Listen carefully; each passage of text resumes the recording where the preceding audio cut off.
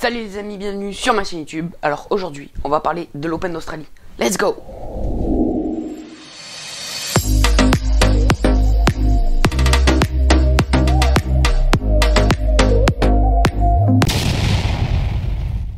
Bon les amis, comme première rencontre, on a eu donc Dimitrov qui a joué contre un joueur, j'ai envie de dire une pépite, qu'on vient de découvrir en fait. Il a 27 ans, c'est son premier grand chelem, il est passé par les qualifs, il a gagné 72 places, il était numéro 114e, il est passé 42e mondial, il s'appelle Aslan Karatsev. Le match commence, déjà Dimitrov se fait masser en bas du dos, il commence le match, Dimitrov prend l'avantage dans le jeu de 3-2, il break, il gagne le premier set sur une faute de Karatsev dans le filet.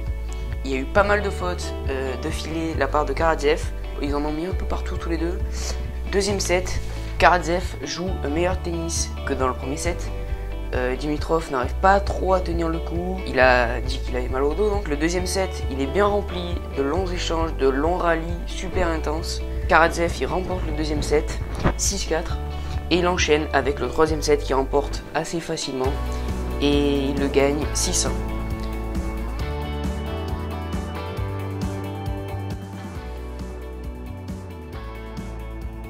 Puis donc dans le quatrième set, Karatsev break Dimitrov à 2-1, puis il mène 4-1 grâce à son ace. Dimitrov gagne son jeu de service, mais ça n'a pas suffi à Karatsev de s'imposer en gagnant 6-2 le quatrième set. Alors dans ce tournoi, il y a eu beaucoup de blessés à cause donc de la quarantaine qu'ils ont fait pendant 14 jours, je crois 15 jours. Ils étaient en manque de matchs, d'entraînement, ils s'entraînaient dans leur chambre. Donc voilà, c'était pas les conditions idéales pour se préparer à un grand chelem. Donc il y a eu beaucoup de joueurs qui ont été blessés aux abdos. Donc ils parlent peut-être d'une déchirure. Mais je pense que s'ils avaient eu vraiment une déchirure, ils n'auraient pas pu vraiment jouer. Donc c'est peut-être une sursollicitation. Donc je pense que c'est plus... ils s'étaient pas assez entraînés, donc pas assez chauds en fait pour rentrer dans leur match. Oui, je suis clairement devenu un docteur, oui. Bref, donc pour passer au prochain match, c'était Djoko contre Zverev. Alors c'était un match assez bizarre. C'était d'un côté une chance pour Zverev de gagner parce qu'il menait plusieurs fois dans le match, je vous le dirai plus tard. Donc le match commence, Djoko, il fait celui qui est un peu blessé, ouais, il joue vraiment, j'ai l'impression qu'il peut pas plus se forcer que ça.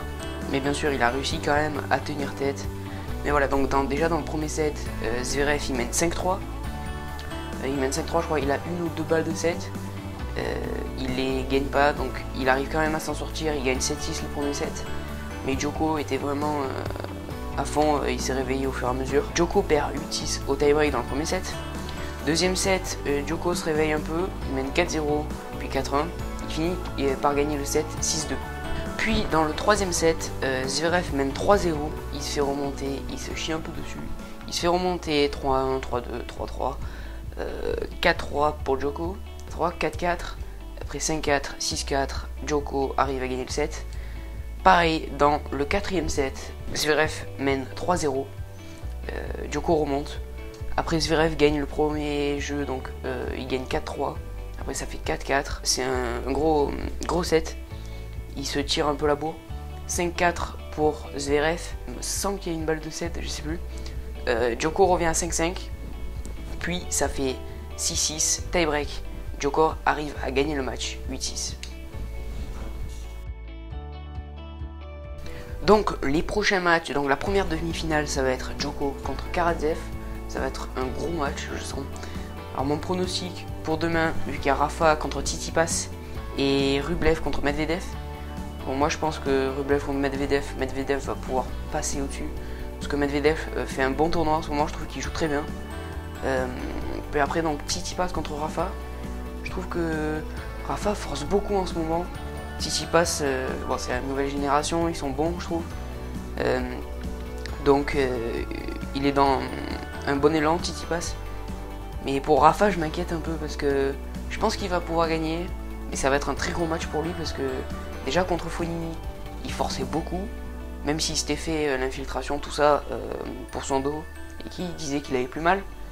mais je trouvais quand même qu'il forçait beaucoup sur son match et que c'était très dur.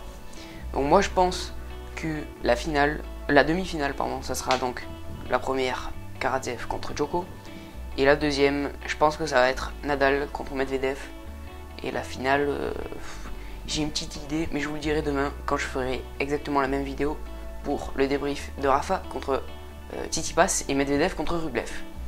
Donc on va passer chez les filles, vite fait.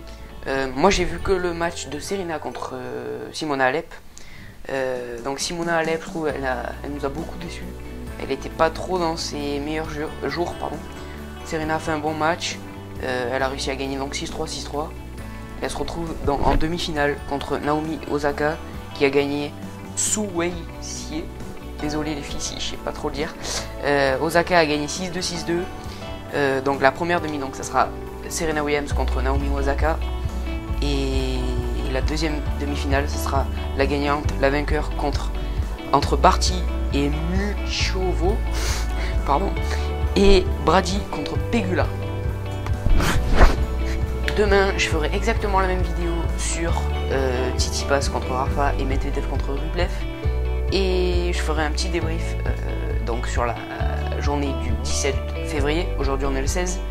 Je sais pas quand cette vidéo sortira, je pense ce soir ou demain. Voilà, donc je vous attends demain pour la même vidéo, mais pour les autres matchs.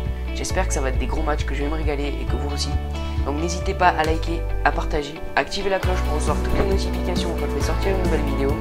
Et le principal, n'oubliez pas de vous abonner. Merci, ciao!